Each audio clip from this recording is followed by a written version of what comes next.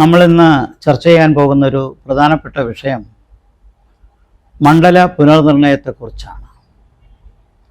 ഇംഗ്ലീഷിൽ ഇത് delimitation of constituencies എന്നാണ് പറയുന്നത്. കാലാകാലങ്ങളായി നമ്മുടെ അസംബ്ലിയുടെയും പാർലമെൻറ്റിൻ്റെയും എണ്ണത്തിലും അതിൻ്റെ സൈസിലും അതിൻ്റെ രൂപഭാവത്തിലുമൊക്കെ മാറ്റങ്ങൾ വരേണ്ടത് അത്യാവശ്യമാണ്.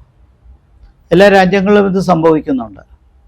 പ്രത്യേകിച്ച് ജനസംഖ്യാ വർധനവോ ശോഷണമോ അതുമല്ലെങ്കിൽ ചില മേഖലകളിലുണ്ടാകുന്ന കാലാവസ്ഥാ വ്യതിയാനത്തെ തുടർന്നുണ്ടാകുന്ന ഭൂപ്രകൃതിയിലെ വ്യത്യാസം, ഇങ്ങനെ തുടങ്ങിയ പല കാര്യങ്ങൾ കൊണ്ട് മണ്ഡല പുനർനിർണയം ലോകമെമ്പാടും ജനാധിപത്യത്തിൽ നടക്കുന്നൊരു കാര്യമാണ്. ഇതുമായി വളരെ അടുത്ത് നിൽക്കുന്ന ഒരു ഘടകം എന്ന് പറയുന്നത് സെൻസസ് ആണ്. ജനസംഖ്യാ കണക്ക്, കാനേഷുമാരി എന്ന് പറയുന്ന കാര്യം വളരെ അത്യാവശ്യമാണ് ഒരു രാജ്യത്തെ സംബന്ധിച്ചിടത്തോളം. കാരണം ഒരു രാജ്യത്തിന് കൃത്യമായിട്ട് ജനസംഖ്യ എത്രയാണെന്ന് ആർക്കും പറയാൻ കഴിയില്ല.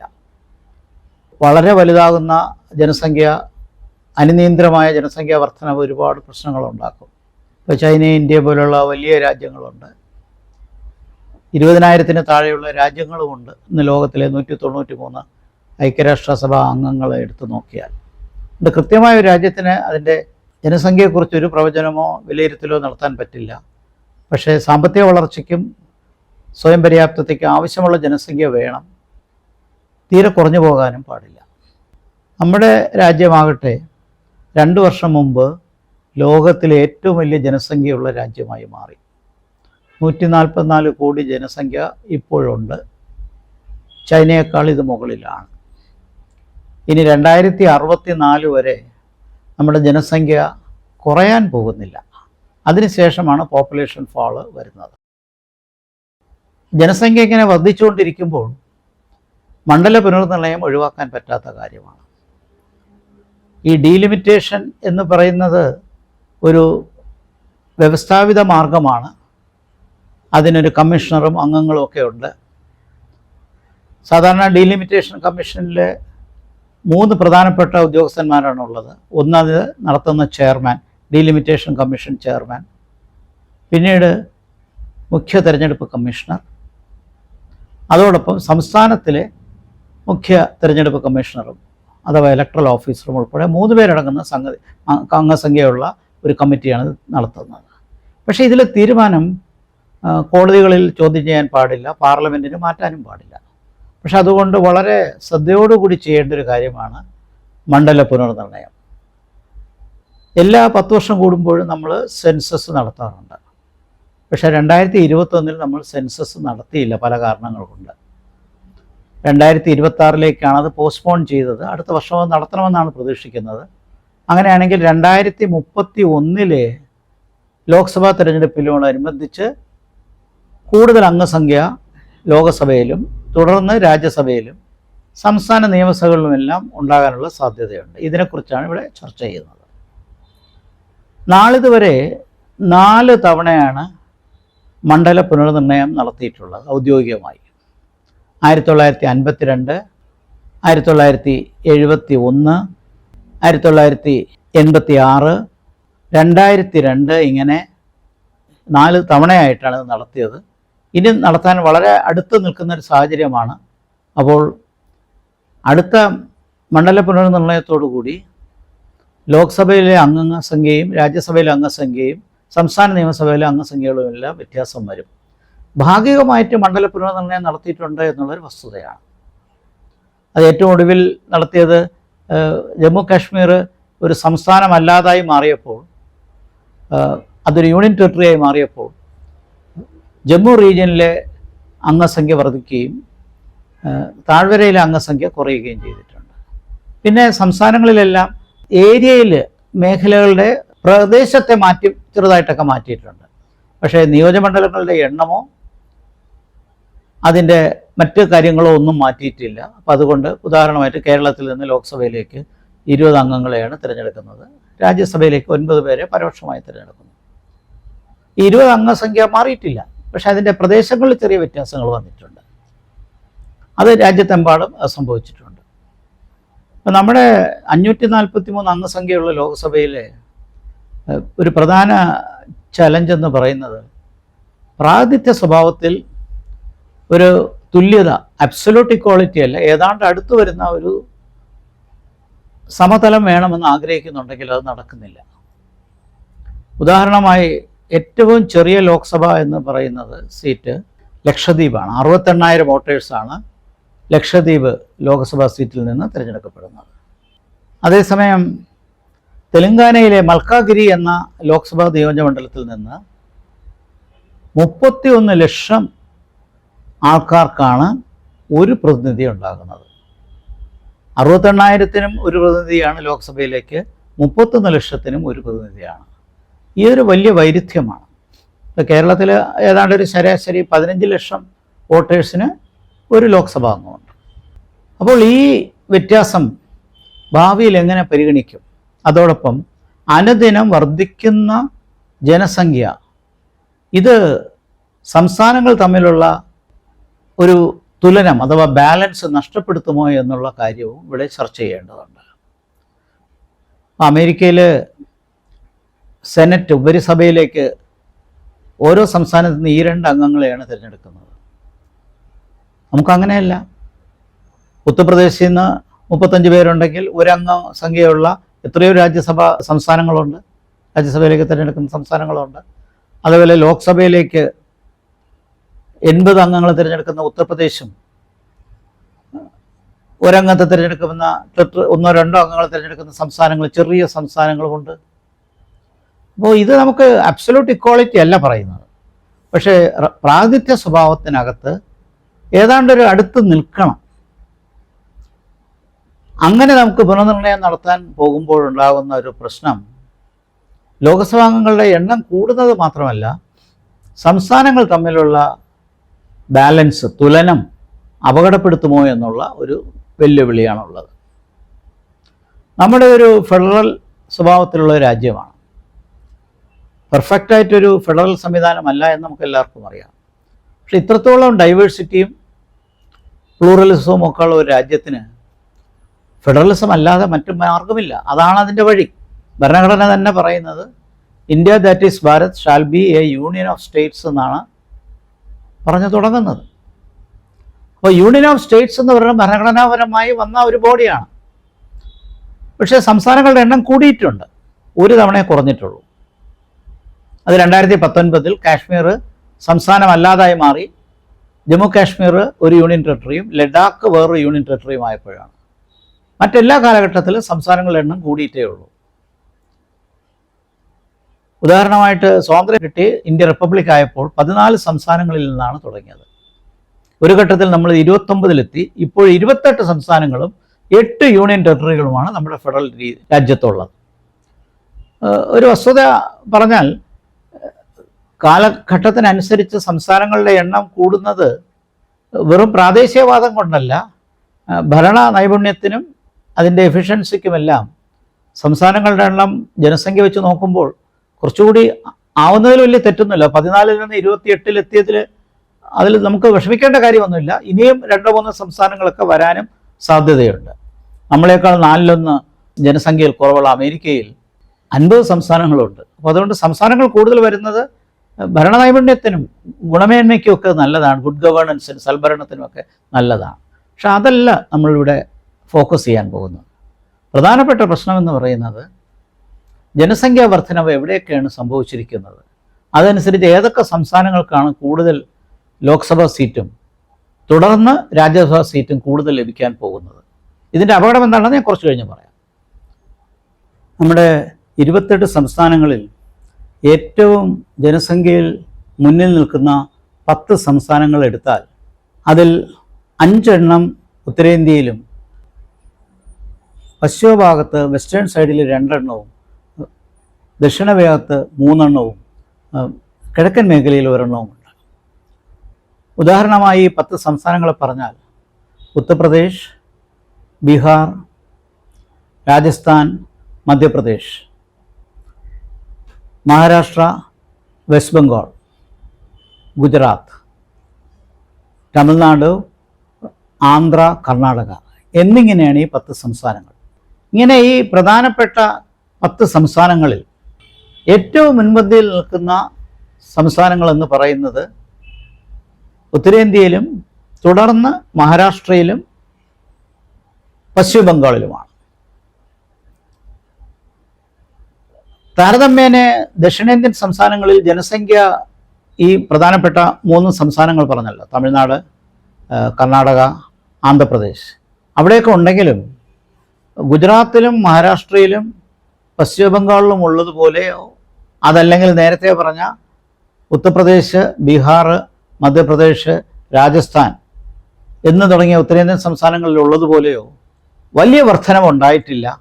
മറിച്ച് ജനസംഖ്യാ നയം അനുസരിച്ച് പോപ്പുലേഷൻ കുറയ്ക്കണമെന്നുള്ള കാര്യത്തിൽ ഒരുവിധം നന്നായി പ്രവർത്തിച്ച സംസ്ഥാനങ്ങളാണ് സൗത്ത് ഇന്ത്യൻ സ്റ്റേറ്റ്സ്. അതിൽ ഏറ്റവും മുൻപന്തിയിൽ കേരളം, തമിഴ്നാട്, കർണാടക, ആന്ധ്രാപ്രദേശ്, തെലുങ്കാന ഇങ്ങനെ പോകുന്നു.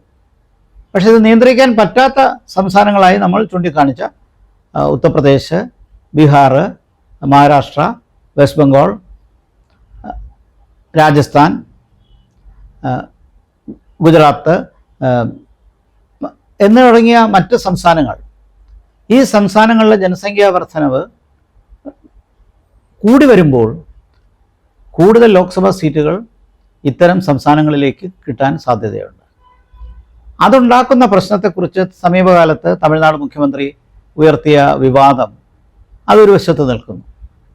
പ്ലാനിംഗ് കമ്മീഷൻ അതിനിപ്പോൾ റീപ്ലേസ് ചെയ്ത് നീതി ആയോഗ് വന്നല്ലോ.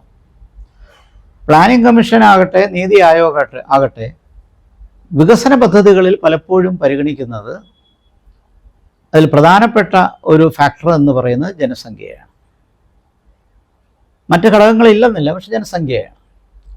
അപ്പോൾ ജനസംഖ്യയുടെ കണക്കനുസരിച്ച് കൂടുതൽ പോപ്പുലേഷനുള്ള സ്റ്റേറ്റുകൾക്ക് വികസനത്തിൻ്റെ കൂടുതൽ അലോട്ട്മെൻറ്റ് പോകുമ്പോൾ ദേശീയ ജനസംഖ്യാ നയമനുസരിച്ച് നന്നായി പ്രവർത്തിച്ച സംസ്ഥാനങ്ങൾക്ക് സീറ്റുകൾ കുറയുകയും ചെയ്യുന്നു. ഇതാണ് ഇവിടുത്തെ വിവാദ വിഷയം.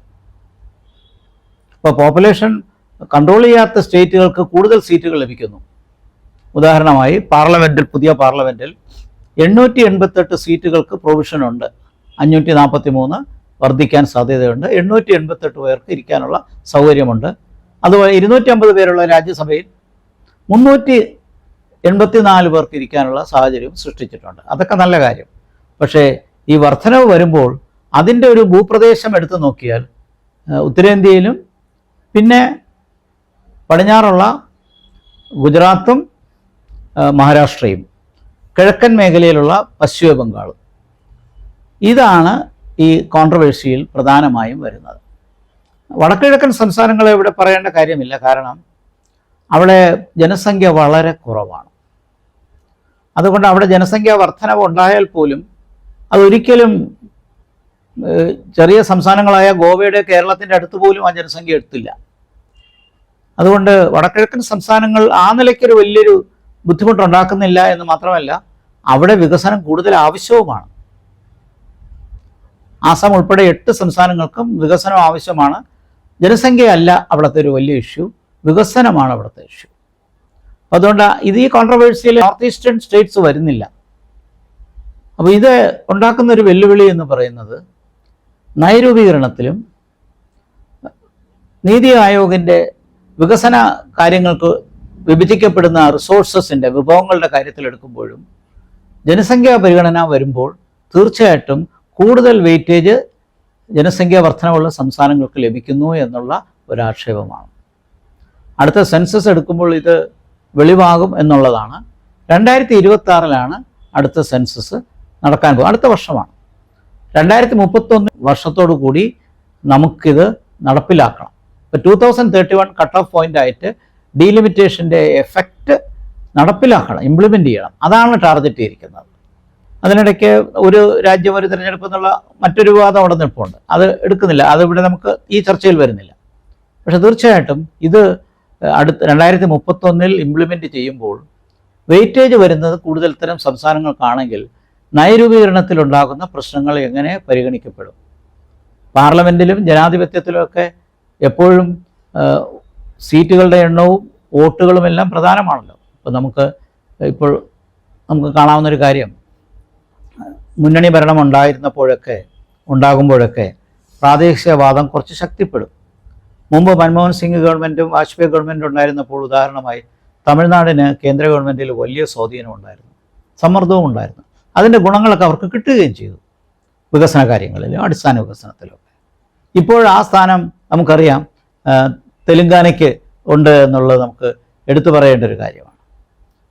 ഇപ്പോൾ തെലുങ്കാന അവിടെ ഒരു പ്രാദേശിക പാർട്ടി ഉള്ളത് കൊണ്ട് അവർക്ക് കൊടുക്കാവുന്ന ഒരു എഫക്റ്റ്, അത് കൂടുതൽ കാര്യങ്ങൾ കൊണ്ടുപോകുന്നത്, കാരണം ഗവൺമെൻറ്റിൻ്റെ ഭൂരിപക്ഷം നിൽക്കുന്നത് BJPയിൽ മാത്രമല്ല 2 പ്രാദേശിക പാർട്ടികൾ കൂടി ഉണ്ട് എന്ന് പറയുമ്പോൾ അവർക്ക് വിലപേശാൻ കൂടുതൽ ശക്തിയുണ്ട്, നമ്മുടെ മുമ്പിൽ കാണുന്ന കാര്യമാണ്. അപ്പം അതേപോലെ ഇനി വരാൻ പോകുന്ന രാഷ്ട്രീയ ഭൂമികയിൽ മുന്നണി ഭരണത്തിലുണ്ടാകുന്ന വ്യത്യാസങ്ങളൊക്കെ വരുമ്പോൾ ഏറ്റവും പോപ്പുലേഷനുള്ള സ്റ്റേറ്റുകൾ അവർക്ക് കൂടുതൽ വെയിറ്റേജും നയങ്ങളുടെ ആനുകൂല്യവും കിട്ടാൻ സാധ്യതയുണ്ട്. ഇതാണ് ഈ ഡീലിമിറ്റേഷനുമായി ഉയർത്തുന്ന ഒരു വലിയ വെല്ലുവിളി. അത് ഉത്തരേന്ത്യ വേഴ്സസ് ദക്ഷിണേന്ത്യ എന്നുള്ളതല്ല ഞാനീ പറയുന്നത്. അങ്ങനെ ഒരു ഡയമെൻഷൻ കൊണ്ടുവന്നാൽ നമ്മൾ മഹാരാഷ്ട്രയെയും പശ്ചിമ ബംഗാളിനെയും ഗുജറാത്തിനെയും എവിടെ പെടുത്തും? അതൊന്നും ഉത്തരേന്ത്യയിലല്ലല്ലോ. ഗുജറാത്തും മഹാരാഷ്ട്രയും വെസ്റ്റേൺ സൈഡിലും പശ്ചിമ ബംഗാൾ ഈസ്റ്റേൺ സൈഡിലുമാണല്ലോ. അപ്പോൾ അതുകൊണ്ട് ഇവിടുത്തെ പ്രശ്നം എന്ന് പറയുന്നത് ജനസംഖ്യാ നയത്തിന് വിരുദ്ധമായി പ്രവർത്തിച്ച സംസ്ഥാനങ്ങൾക്ക് ആനുകൂല്യങ്ങൾ കൂടുതൽ കിട്ടാനുള്ള സാധ്യത വരികയും ജനസംഖ്യാ നയം ദേശീയമായിട്ട് അതിനെ അഡോപ്റ്റ് ചെയ്ത് നന്നായിട്ട് ഇംപ്ലിമെൻ്റ് ചെയ്ത സംസ്ഥാനങ്ങൾക്ക് ഒരു ശിക്ഷ പോലെ, ഉദാഹരണമായി ഉത്തർപ്രദേശിൻ്റെ 80 എന്നുള്ളത് സീറ്റ് 120 വർദ്ധിക്കുന്നു എന്നിരിക്കട്ടെ, തമിഴ്നാടിൻ്റെ 39 എന്നുള്ളത് 32 കുറയുന്നു എന്നിരിക്കട്ടെ, കേരളത്തിൻ്റെ 20 എന്നുള്ളത് 18 കുറയുന്നു എന്നിരിക്കട്ടെ. അപ്പോൾ പാർലമെൻറ്റിൽ ചർച്ച ചെയ്യുകയും വോട്ട് ചെയ്യുകയും ഫെഡറൽ രാജ്യം എന്നുള്ള നിലയിൽ സംസ്ഥാനങ്ങൾക്കുള്ള വെയിറ്റേജ് എടുക്കുമ്പോൾ തീർച്ചയായിട്ടും എണ്ണം കുറയുന്നതൊരു ഫാക്ടറാണ്. അപ്പോൾ ഇതിലെങ്ങനെ പരിഗണിക്കാൻ പറ്റുമെന്നുള്ളതിന് ഒരു ഇമ്മീഡിയറ്റ് സൊല്യൂഷൻ നമ്മുടെ മുമ്പിലില്ല. നീട്ടിവെച്ചിട്ട് കാര്യമില്ല, കാരണം വീണ്ടും ജനസംഖ്യ വർദ്ധിക്കുമ്പോൾ ഈ പ്രശ്നം വീണ്ടും നാളേക്ക് വരും. അതുകൊണ്ട് അഡ്രസ്സ് ചെയ്തേ പറ്റൂ, വിവാദങ്ങളുണ്ടെങ്കിലും. മറ്റൊരു കാര്യം, സംസ്ഥാനങ്ങൾ കൂടുതൽ വരാൻ സാധ്യതയുണ്ടെങ്കിൽ, ഇപ്പോൾ മഹാരാഷ്ട്രയിൽ ഒരു സ്റ്റേറ്റിന് കൂടുതൽ ഡിമാൻഡ് വന്നിട്ടുണ്ട്. തീർച്ചയായിട്ടും വെസ്റ്റ് ബംഗാളിനെ തന്നെ വീണ്ടും ഒരു ഡിവിഷന്, ഒരു സ്റ്റേറ്റിനുള്ള സാഹചര്യം വരാൻ സാധ്യതയുണ്ട് എന്ന് ചൂണ്ടിക്കാണിക്കപ്പെട്ടിട്ടുണ്ട്. ഡാർജിലിങ്ങിനുമൊക്കെ സംസ്ഥാനങ്ങളിൽ 2-3 ഉറപ്പായിട്ട് വരും. അത് ഞാൻ പൊളിറ്റിക്കൽ സയൻസ് പഠിപ്പിക്കാൻ തുടങ്ങിയ കാലം തൊട്ട് പറയുന്നതാണ്, ഇന്ത്യയിൽ കൂടുതൽ സംസ്ഥാനങ്ങൾ വരുമെന്ന്. അത് രാജ്യത്തിൻ്റെ സൽഭരണത്തിന് അത് ആവശ്യമാണ്. അങ്ങനെ വരുമ്പോൾ അടുത്ത് നിന്ന് ഭരിക്കാൻ കഴിയുമ്പോൾ ഭരണത്തിൻ്റെ ശേഷി വർദ്ധിക്കും. അല്ലാതെ ലാർജ് സ്റ്റേറ്റ്സ് അല്ല കാര്യങ്ങൾ നിയന്ത്രിക്കേണ്ടത്. അപ്പോൾ സ്റ്റേറ്റ്സ് സ്മോളർ ആകുന്നതാണ് നല്ലത്. അമേരിക്കയിലൊക്കെ സ്റ്റേറ്റുകൾ സൈസ് വലുതാണ്, പക്ഷെ അവിടെ ആളില്ല. നമ്മുടെ ഇവിടെ ലോകത്തിലെ 7ാമത്തെ സൈസിൽ 7ാമതും ജനസംഖ്യയിൽ 1ാമതുമായ രാജ്യത്തിനകത്ത് സംസ്ഥാനങ്ങൾ തമ്മിലുള്ള അതിർത്തികൾ പരിഗണിക്കുന്നത് ഭാഷാടിസ്ഥാനത്തിലും ഭരണപരമായ സാഹചര്യത്തിലുമാണെന്ന് കഴിഞ്ഞ കുറേ കൊല്ലത്തെ അനുഭവങ്ങളിൽ നിന്ന് നമുക്കറിയാം. അതായിക്കൊള്ളട്ടെ, പക്ഷേ സംസ്ഥാനങ്ങളുടെ ജനസംഖ്യാ വർധനവും അതുമായിട്ടുണ്ടാകുന്ന മറ്റു കാര്യങ്ങൾ, ഉദാഹരണമായിട്ട് സാക്ഷരത, ആരോഗ്യരംഗത്തുള്ള വളർച്ച, അടിസ്ഥാന വികസന സൗകര്യം, പിന്നെ പോഷകാഹാരത്തിൻ്റെ വളർച്ചയും ഗുണങ്ങളും, ഇങ്ങനെ തുടങ്ങിയ ഒത്തിരി കാര്യങ്ങൾക്ക് സംസ്ഥാനങ്ങളെ ശക്തിപ്പെടുത്തേണ്ട ആവശ്യമുണ്ട്. ഒരു രാജ്യത്തിൻ്റെ ചില സംസ്ഥാനങ്ങൾ മുന്നോട്ട് പോവുകയും മറ്റു ചില സംസ്ഥാനങ്ങൾ പുറകോട്ടും പോകുന്നത് അഭിലഷണീയമല്ല. അതേസമയം അബ്സല്യൂട്ട് ഇക്വാളിറ്റി സ്റ്റേറ്റുകൾ തമ്മിൽ പറ്റില്ല. ഉദാഹരണമായിട്ട് ഇന്ത്യയുടെ GDP എടുത്തു നോക്കിയാൽ 35% GDP വരുന്നത് 5 ദക്ഷിണേന്ത്യൻ സംസ്ഥാനങ്ങളിൽ നിന്നാണ്. ഇപ്പോൾ 28 സംസ്ഥാനങ്ങളിൽ 23 സംസ്ഥാനങ്ങൾ 65% GDP തരുമ്പോൾ ദക്ഷിണേന്ത്യയിൽ 5 സംസ്ഥാനങ്ങൾ 35% GDP തരുന്നു. ഈ വൈരുദ്ധ്യം എന്ന് പറയാൻ പറ്റില്ല, കാരണം നന്നായി സംസ്ഥാനങ്ങൾ പ്രവർത്തിക്കുന്നുണ്ട്. സൗത്ത് ഇന്ത്യയിൽ നിന്ന് കോൺട്രിബ്യൂഷൻ കൂടുതലാണ്. പ്രത്യേകിച്ച് നമ്മൾ നന്നായി ഉയർന്നത് വിദ്യാഭ്യാസത്തിലും ആരോഗ്യരംഗത്തും അടിസ്ഥാന വികസന കാര്യങ്ങളിലൊക്കെ മാറിയിട്ടുണ്ട്, ഒരുപാട് മാറ്റമുണ്ടാക്കിയിട്ടുണ്ട്. ആ പുരോഗതിയുടെ അടിസ്ഥാനത്തിലാണ് നമ്മൾ റിലേറ്റീവ്ലി സൗത്ത് ഡെവലപ്ഡ് ആണെന്ന് പറയുന്നത്. പക്ഷേ മറ്റ് മേഖല അണ്ടർ ഡെവലപ്ഡ് ആയിട്ട് ഇരുത്താനും പറ്റില്ല. പക്ഷേ ഇതിലെ പൊളിറ്റിക്സ് നമ്മൾ മനസ്സിലാക്കേണ്ടത് വോട്ട് ബാങ്ക് രാഷ്ട്രീയം പോലെ തന്നെ ഇലക്ട്രൽ പൊളിറ്റിക്സിൽ പാർലമെൻറ്റിലും പ്രത്യേകിച്ച് ലോക്സഭയിലും പരോക്ഷമായിട്ട് രാജ്യസഭയിലുമെല്ലാം അംഗസംഖ്യകളുടെ അടിസ്ഥാനത്തിൽ വോട്ട് വീതിക്കപ്പെടുമ്പോൾ, പ്രത്യേകിച്ച് ഒരു ഇലക്ഷൻ കഴിയുമ്പോൾ മുന്നണി ഭരണം ഇനിയും ശക്തിപ്പെടുന്ന ഒരു സാഹചര്യത്തിൽ സംസ്ഥാനങ്ങൾക്ക് സ്വാധീനമുള്ള രാഷ്ട്രീയ പാർട്ടികൾ കൂടുതൽ വിലപേശാവുന്ന സാഹചര്യം ഉണ്ടാകുമ്പോൾ ഇത് കൂടുതൽ പ്രശ്നങ്ങൾ ഉണ്ടാക്കില്ലേ എന്നുള്ളൊരു കാര്യവും നമ്മുടെ മുമ്പിലുണ്ട്. അപ്പോൾ ഇത് നമ്മൾ നേരിട്ടേ പറ്റൂ. ഉടനടി ഒരു സൊല്യൂഷൻ നമ്മുടെ മുമ്പിലില്ല. സെൻസസ് എടുത്തേ പറ്റൂ. 2026 സെൻസസ് തുടങ്ങണം. അതിൻ്റെ റിസൾട്ട് 2 വർഷം കഴിയുമ്പോൾ കിട്ടും. 2031 മണ്ഡല പുനർനിർണ്ണയം പൂർത്തിയാക്കണം. പുനർനിർണ്ണയം പൂർത്തിയാക്കുമ്പോൾ തീർച്ചയായിട്ടും ചില സംസ്ഥാനങ്ങൾ വളരെ മുൻപിൽ അംഗസംഖ്യയിൽ ലോക്സഭയിൽ പോകും. ചില സംസ്ഥാനങ്ങൾക്ക് അംഗസംഖ്യ കുറയാനോ ഇല്ലെങ്കിൽ നിലവിലുള്ളത് നിലനിർത്താനോ സാധ്യതയുണ്ട്. പക്ഷേ ഇതൊരു ഫെഡറൽ രാജ്യത്തിനകത്ത് എല്ലാ സംസ്ഥാനങ്ങളെയും വിശ്വാസത്തിലെടുത്തുകൊണ്ട് എല്ലായിടത്തും പുരോഗതി വരണം. അതിന് ഇൻക്ലൂസീവ് ഡെവലപ്മെൻ്റ് എന്നാണ് പറയുന്നത്. എല്ലാവരും ഉൾക്കൊള്ളിച്ചുള്ള വികസനം വേണം. ഉദാഹരണമായിട്ട് കേരളത്തിന് വിദ്യാഭ്യാസത്തിനേക്കാൾ ആവശ്യം മറ്റു ചില കാര്യങ്ങൾക്കായിരിക്കും. തമിഴ്നാട് വിദ്യാഭ്യാസം, ആരോഗ്യവും ഇൻഫ്രാസ്ട്രക്ചറിലൊക്കെ വളരെ പുരോഗതി നേടിയിട്ടുണ്ട്. പക്ഷെ അവരുടെ ഡിമാൻഡ് മറ്റു ചിലതായിരിക്കും. അതേസമയം നോർത്ത് ഇന്ത്യയിൽ ചിലപ്പോൾ അല്ലെങ്കിൽ മറ്റ് പശ്ചിമ ബംഗാളിലൊക്കെ ആവശ്യം തീർച്ചയായിട്ടും വിദ്യാഭ്യാസത്തിലും ആരോഗ്യരംഗത്തും ഒക്കെ ആയിരിക്കും. അപ്പോൾ ആ സംസ്ഥാനങ്ങളുടെ ഡിമാൻഡ് അനുസരിച്ച് യഥാർത്ഥ പ്രയോറിറ്റി കണക്കിലെടുക്കണം. പക്ഷേ ഇവിടെ ജനസംഖ്യ എന്നുള്ളൊരു ഫാക്ടർ ഇതിനകത്ത് വരുമ്പോൾ അത് ഉയർത്തുന്ന ഒരു വിവാദമാണ് നമ്മുടെ മുമ്പിലുള്ളത്. ഇത് അഡ്രസ്സ് ചെയ്തേ പറ്റൂ. അതിന് ഒരു ഫെഡറൽ രാജ്യം എന്നുള്ള നിലയിൽ ഇത്തരം പ്രശ്നങ്ങൾക്ക് സൊല്യൂഷൻ നമുക്ക് കണ്ടെത്താൻ പറ്റും. കാരണം രാഷ്ട്രീയം എന്ന് പറയുന്നത് സംഘടനത്തിനോ അഭിപ്രായ വ്യത്യാസത്തിനോ മാത്രമുള്ള കാര്യമല്ല. തീർച്ചയായിട്ടും സമന്വയവും സൊല്യൂഷൻസും വേണം. അതും കൂടി രാഷ്ട്രീയത്തിലൊരു പ്രധാനപ്പെട്ട ചുമതലയാണ്. ആ ഫംഗ്ഷൻ രാഷ്ട്രീയം ചെയ്യും. അതുകൊണ്ട് മണ്ഡല പുനർനിർണ്ണയത്തിലെ ഇപ്പോഴുണ്ടായിരിക്കുന്ന വിവാദം നമുക്ക് നേരിട്ടേ പറ്റൂ, നമുക്ക് നേരിടണം. അതൊരു ഫെഡറൽ സൊല്യൂഷൻ കൂടി വേണം. അത് തീർച്ചയായിട്ടും അതിൻ്റെ ഒരു ഉത്തരം കണ്ടെത്താൻ എല്ലാ സംസ്ഥാനങ്ങൾക്കും വളർച്ച ഉണ്ടാകുന്ന ഇൻക്ലൂസീവ് പോളിസികൾ കൊണ്ടുവരുമ്പോൾ ഈ പ്രശ്നത്തിന് വലിയൊരു പരിധിവരെ ഒരു സൊല്യൂഷൻ കണ്ടെത്താൻ പറ്റും.